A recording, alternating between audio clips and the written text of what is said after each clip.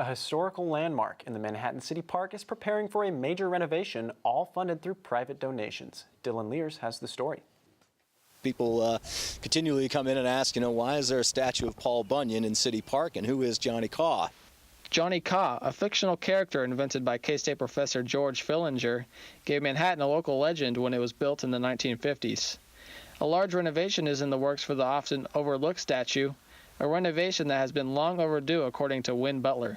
And of course, Johnny Kaw's been here for 52 years, and we haven't really done any improvements on him.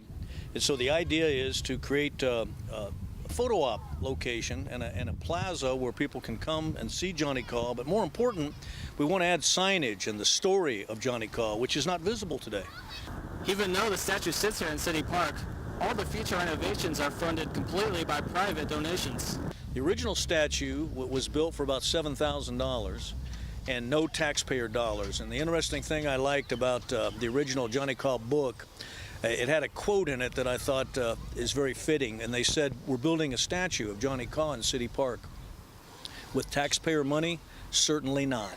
The history of Johnny Kaw follows a trend of similar monuments built in the 50s and 60s. And back in the 50s and early 60s, there was a kind of phenomenon here to America where they had these roadside colossuses, which were giant statues basically on the side of the highway that were enticing travelers to pull off and get a bite to eat here, get your gas station, get your fuel for the car over there.